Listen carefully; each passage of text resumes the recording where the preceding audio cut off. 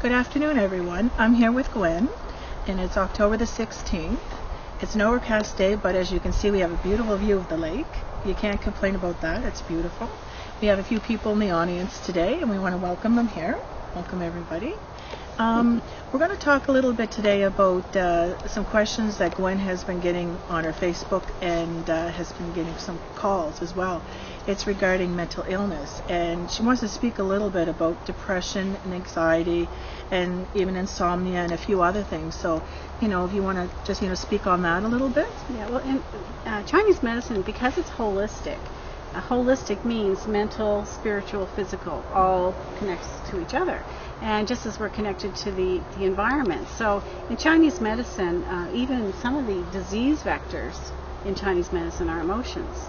So they call them the 7 emotions. And emotions are normal for all of us, but if we have emotions that are extreme, even extreme happiness, extreme sadness, grief, and to the extreme, anger, frustration, all those things can actually cause us to become unbalanced. And it seems like we're having a lot more of that going on.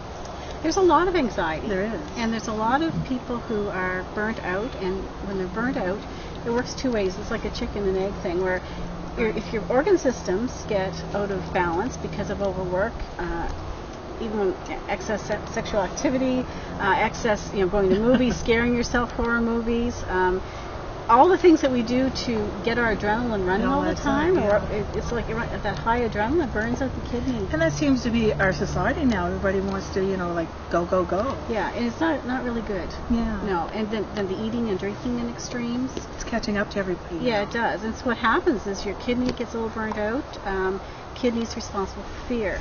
So the spirit and the soul in Chinese medicine is related to the organ systems. So I'll just show you this 5-element chart.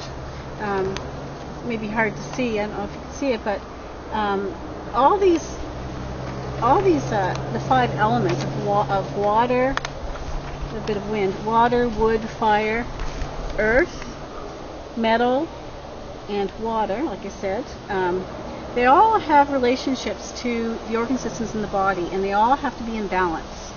And it has to be good yin and good yang. Everything has to be balanced. And when any of these get out of balance, not only do you suffer physically, but you're going to suffer emotionally, because fire is responsible for sadness and happiness. Earth is responsible for worry and overthinking, overanalyzing. There's emotions that go with each of these. Metal, a large intestine, not letting go. It's all about grief. Water is all about fear, and if you're out of balance, you're going to be more afraid. And wood is all about justice and planning and vision. And if your wood element in your body is working well and is in balance, then it means that as you plan and you're creative and you're going ahead with your life plans, if there's an obstacle in the way, just like a tree that's very flexible, you'll bend around it. You'll go around any problems that you have without any issues.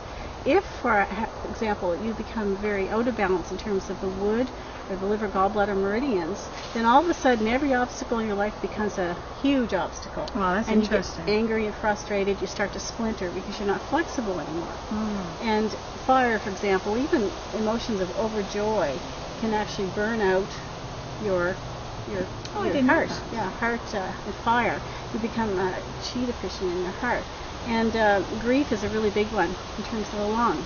So all these things, the spirit, this all makes up the spirit. In Western society, the spirit or the soul maybe is in your heart. There's many different philosophies of what that means. In Chinese medicine, the fire is your shen. That's the governor of all the spirits.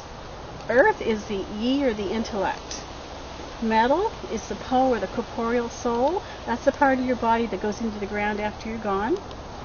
You've got water, which is the zi, or willpower. And you've got your wood, which is the hun, or the ethereal soul. Do you ever hear about the wandering hun? That's if your liver and gallbladder's out of sync, your hun wanders at night. It doesn't come to roost at bedtime, and you're dreaming and you can't sleep. Oh. So that's interesting for those insomniacs. Yes. So this is the ethereal, or the spiritual soul. And so the spirit in Chinese medicine has 5 components, and the shen, or the mind, is the governor of all of them. That pulls them all together. So just as we're out of sync physically, you may come in with a sore knee or a sore back, there's often a physical, there's also a mental component to that. With most everything? Yes, Yeah. it's all connected. Yeah, that makes sense. You know, if your environment, if toxic relationships can have a real effect on heart. You know, we talk about people having a broken heart, and in fact that can cause heart fire. People who are in places of work that's very stressful, I'll often see a red tip of their tongue, which is heart fire. So it really affects the shen. So everything in your life affects not only your spirit, but it affects you physically as well. It's kind of nice that you're able to detect it from looking at things, you know, on the body. Yes. Whereas, you know, a Western medicine, you know, they can't detect those things. Yeah. Often they'll say something's just in your mind, but in Chinese medicine But your mind is part of your body, you know, Exactly. and that's what they don't see. Yeah, exactly. You know, that's an organ as well, you know, your brain. And that has to work just as well as the rest of the body. Exactly. So, and in Chinese medicine, they actually tease it out to very, very specific things. So, now this book is just about psyche in Chinese medicine. It's a new book I got by Giovanni Macchioccia, and it's just solely, you see how thick it is. This is just about anxiety, depression, AD&D, insomnia, bipolar, all the mental illnesses. It's all about how to treat that in Chinese medicine. And often, like I say, when I'm treating people, I do take that into consideration when I'm treating somebody. So I'm not only treating their physical ailments, I'm treating the spiritual and mental as well. And this is like up and coming. Is like there's a lot of it out there, and so you know they're having a book and everything, you know, to address it. So you know that there's a lot of it going on. Yeah, and of course he's a very prolific writer, and he has lots of good books out there. And the books they have in Chinese medicine now, there's many more than there were 20 years ago. Right. Yeah. But just to have that topic alone in a whole book just shows you how important it is. Yeah. And that's something that, you know, we have to address because everybody has some of it. Yes, exactly. You know, something going on. Yeah. And so often people, as we know in society right now, there's long waiting lists for mental health treatment. And you see that on the news, Yeah, and it's my hope that, you know, once, you know, they get acupuncture is more accepted and becomes part of integrated medicine, is what we're hoping for, then that will really take the burden off a lot of what's going on right now in terms of mental health and be able to help people a lot sooner. Yeah. And address like the medications that, you know, that they're giving, just like candy, it seems like to me. And that seems more like a Band-Aid than it does a fix. Yeah, there's all different branches of psychology that are very helpful, and then of course, you know, sometimes you do have to use the drugs, but then like I say, often there's other ways that are much more natural and holistic. Yeah. And that's what I'm saying is, what I feel is that instead of really researching what's going on with your mind, you know, a pill might help it. Is that what seems what's going on? Because if you look at the drugs right now, they're saying, you know, medication for depression, anxiety is you know, really up to quite far. Yes, a lot of drugs being used for that. That's true. So if you have any questions, like I said, I've been getting questions from people on Facebook.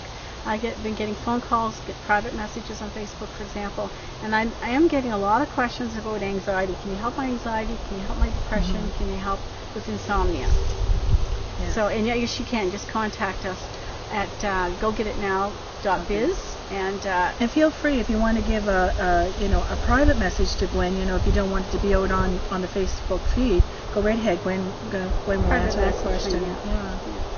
And we like your questions, so please keep bringing them. Yes, lots of questions. It's great, and I love we learn. More we learn, exactly. And if you have any other questions or any other topics of interest, please let me know. Yes. Well, thanks very much, Gwen, for our afternoon. Okay. And we'll see you again next week.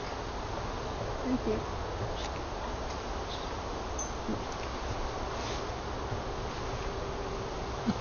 Thanks everybody for coming today. Really appreciate it.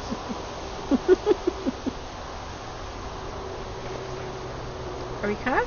Thank you very much for watching. I said